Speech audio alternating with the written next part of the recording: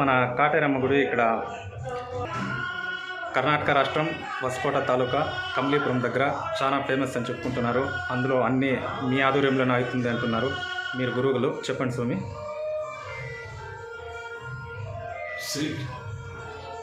శ్రీ క్షేత్రము అమ్మా శక్తి పీఠము.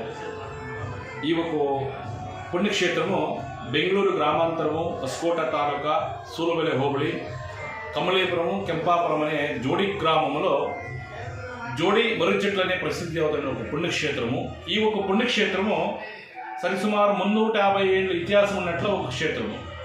ఇక్కడ నమ్మికము శ్రద్ధ భక్తి నుంచి ఎవరు ఈ ఒక పుణ్యక్షేత్రానికి వచ్చి ఈ ఒక గుడిలో చెట్ల ఒక పూర్ణఫలం అంటే ఒక ఎర్రటి బట్టలో టెంకాయ పెట్టి ఒక యజ్ఞ యాగాది చేసిన నీళ్లు అక్షతలు వేసి ఇచ్చేట్ల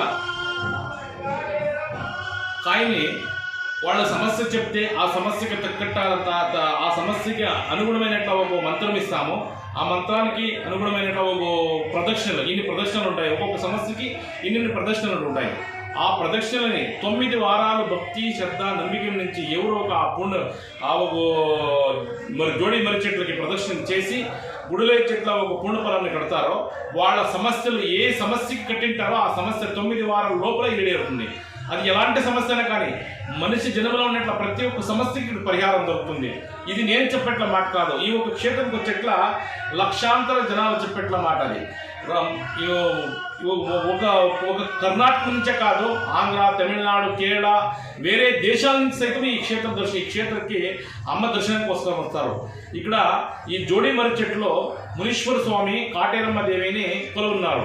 ఆ జోడి మర్రి చెట్ల మధ్యన నవదుర్గల ప్రతిష్టాపన అయింది. ఇక్కడ ఎంత భక్తి నుంచి ఆ మర్రి చెట్లకు మనం ప్రదర్శన చేస్తే మనకు అంత ఫలం దొరుకుతుంది. ఏదే చేసినా కూడా నమ్మిక ఉండాలి. మనిషికి నమ్మిక అనేది పెద్దది. మన సనాతన ధర్మము మన హిందూ ధర్మం ఏముందో ఇది నమ్మిక ఇంకా నడిచేట్లది.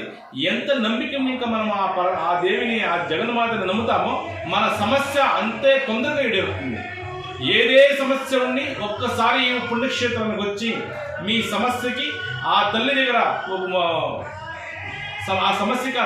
మీరు ఒక సంకల్పం చేసుకుని ఆ జోడి మర్రి చెట్లకి ఇప్పుడు చెట్ల ఒక పూడిపలను కట్టితే మీ సమస్య ఏదే కానీ నెరవేరుతుంది.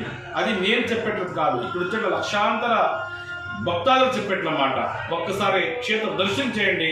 ఆ తల్లి అనుగ్రహము మీ వంశం ఈ భూమి మీద ఉండే కనుక ఆ తల్లి అనుగ్రహం మీకు దొరుకుతుంది. నమస్కారం.